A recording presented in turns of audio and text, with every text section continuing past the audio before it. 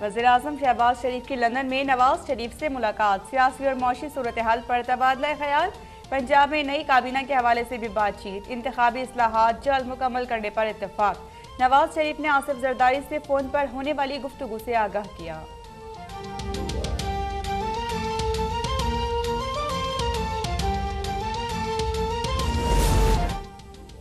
नवाज शरीफ से बात की और समझाया है कि जैसे ही इस्लाहात हों इलेक्शन कराएं। इलेक्शन इस्लाहात में 3 से 4 माह लगेंगे। साबिक सदर आसिफ जरदारी की प्रेस कॉन्फ्रेंस, कहा पहली बार इदारे सियासत में मुदाखलत नहीं कर रहे। ख्वाजा आसिफ की अपनी एक सोच है, उन्हें पार्टी की बात सुनकर आगे चलना चाहिए। किसी की पोस्टिंग हो या ना हो, हमारा इससे कोई सरोकार नहीं। अमरीकी धमकी से मुतालिक मुरासला पॉलिटिकल ड्रामा है। मैंने मुरासला नहीं पढ़ा, मुरासले में डिप्लोमेटिक लैंग्वेज होती है।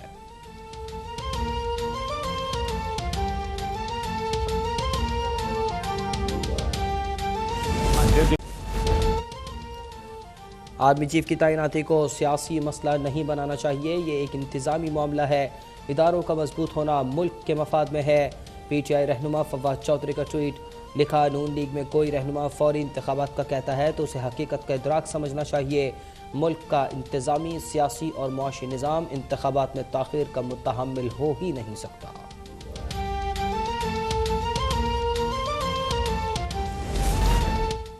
तहरीक इंसाफ को जोर का धचका लग गया। इलेक्शन कमीशन ने मुनहरिफ अरकान के खिलाफ रेफरेंस खारिज कर दिया। स्पीकर कौमी असम्बली ने हाल ही के लिए रेफरेंस भिजवाया था। फैसले में कहा कि मुनहरिफ अरकान के खिलाफ ठोस शवाहिद पेश नहीं किए जा सके। फैसला chief election commissioner Sikandar Sultan Raja ने पढ़कर सुनाया।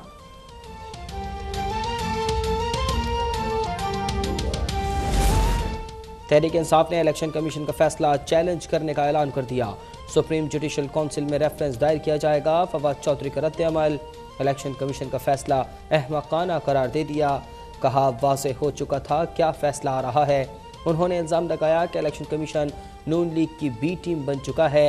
ये भी कहा कि लाकानूनियत के खिलाफ मैदान में आएंगे और आवाम के साथ ये जंग जीतेंगे।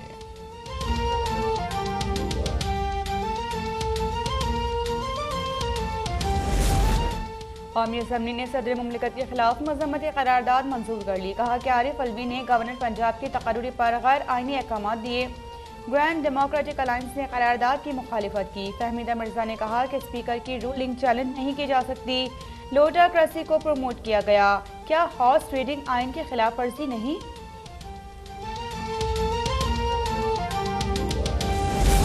पंजाब के साबिक गवर्नर्स का सोशल मीडिया पर टाकरा हो गया। उस्मान बुज़दार का इस्तीफ़ा क्यों मंजूर किया? उमर सरफराज का सवाल। चौधरी सरवर ने जवाब दिया कि आइन के मुताबिक इक़दाम किया। 6 वज़रा भी मौजूद थे। इमरान खान ने बतौर वज़ीर-ए-आज़म इस्तीफ़ा मंजूरी के लिए कॉल की थी।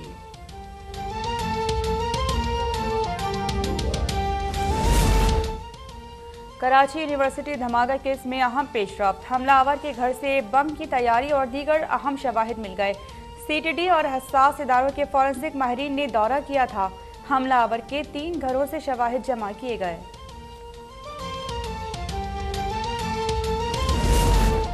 जामशोरो इंडस हाईवे पर मुसाफिर वैन और ट्रक में तसादुम के नतीजे में 15 अफराद जाँ बहक, 7 जख्मी हो गए। लाशों और जख्मियों को करीबी अस्पताल मुंतकिल कर दिया गया। बिलावल भुट्टो का हादसे पर इज़हार अफसोस।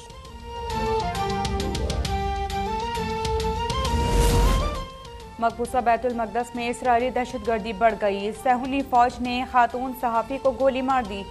शीरी का ताल्लुक अल जज़ीरा TV से था। वाक़या मगरिबी किनारे पर पेश आया। वीडियो सामने आ गई। वज़ीर-ए-आज़म शहबाज शरीफ का इज़हार मज़म्मत, ट्वीट किया कि मज़लूम आवाम की कहानियाँ सुनाने वालों की आवाज़ खामोश करना अफसोसनाक है।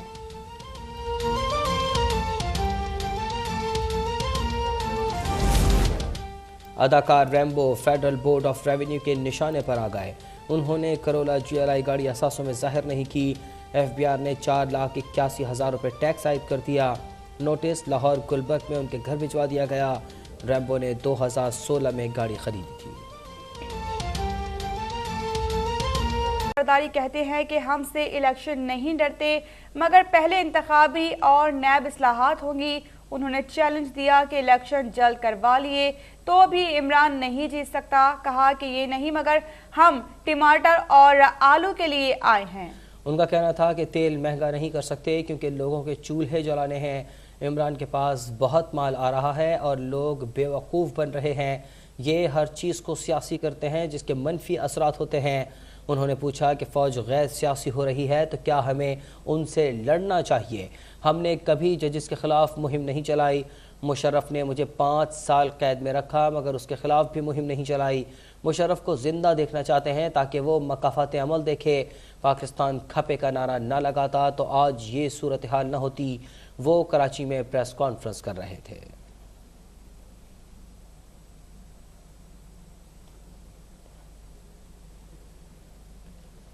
ادھر سابق وزیر خارجہ شاہ محمود قریشی نے حکومت کی جانب سے بھارت میں ٹریڈ منسٹر تعینات کرنے کے فیصلے کی مذمت کی ہے۔ انہوں نے حکومت سے فیصلے پر نظر ثانی کا مطالبہ کرتے ہوئے کہا کہ شہباز حکومت کے اس اقدام سے کشمیریوں کی دل آزاری ہوئی ہے۔ اس پر بلاول بھٹو کی خاموشی معنی خیز ہے۔ بھارت نے دریائے چناب پر ہائیڈرو پاور منصوبے کا فیصلہ کیا ہے جس کی وجہ سے سندھ اور جنوبی پنجاب کا کسان سراپا احتجاج ہے۔ فلسطینیوں پر اسرائیلی افواج ستم ڈھا رہی ہے اور بلاول بھٹو کس سے خائف ہے کہ کچھ بول نہیں رہے۔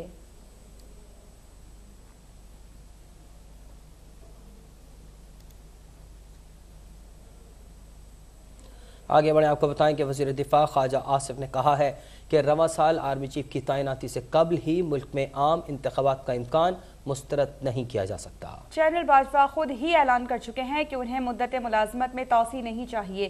لیفٹیننٹ جنرل فیض حمید کا نام سینیورٹی لسٹ میں ہوا تو ان کے نام پر بالکل غور کیا جائے گا۔ اور پاکستان تحریک انصاف کو دھچکا، الیکشن کمیشن نے منحرف ارکان کے خلاف ریفرنس خارج کر دیا۔ اسپیکر قومی اسمبلی نے نااہلی کے لیے ریفرنس بھجوایا تھا۔ فیصلے میں کہا کہ منحرف ارکان کے خلاف ٹھوس شواہد پیش نہیں کیے جا سکے۔ اپڈیٹ کریں آپ کو اس حوالے سے الیکشن کمیشن کا فیصلہ، پاکستان تحریک انصاف کو دھچکا لگا ہے۔ الیکشن کمیشن نے منحرف ارکان کے خلاف ریفرنس خارج کر دیا ہے۔ اسپیکر قومی اسمبلی نے نااہلی کے لیے ریفرنس بھجوایا تھا۔ فیصلے میں کہا کہ منحرف ارکان کے خلاف ٹھوس شواہد پیش نہیں کیے جا سکے۔ اپڈیٹ کریں آپ کو اس حوالے سے الیکشن کمیشن کا فیصلہ جو کہ اب سامنے آ چکا ہے۔ پی ٹی آئی کو دھچکا لگا ہے۔ الیکشن کمیشن نے منحرف ارکان کے خلاف ریفرنس خارج کر دیا ہے۔ اسپیکر قومی اسمبلی نے نااہلی کے لیے یہ ریفرنس بھجوایا تھا۔ فیصلے میں کہا گیا ہے کہ منحرف ارکان کے خلاف ٹھوس شواہد پیش نہیں کیے جا سکے۔ ادھر تحریک انصاف نے الیکشن کمیشن کا فیصلہ چیلنج کرنے کا اعلان کر دیا۔ سپریم جوڈیشل کونسل میں ریفرنس دائر کیا جائے گا۔ فواد چودھری کا رد عمل، کہا کہ الیکشن کمیشن کا فیصلہ احمقانہ ہے۔ کہا کہ واضح ہو چکا تھا کیا فیصلہ آ رہا ہے۔ انہوں نے الزام لگایا کہ الیکشن کمیشن نون لیگ کی ہی ٹیم بن چکی ہے، لا قانونیت کے خلاف میدان میں آئیں گے اور عوام کے ساتھ یہ جنگ جیتیں گے۔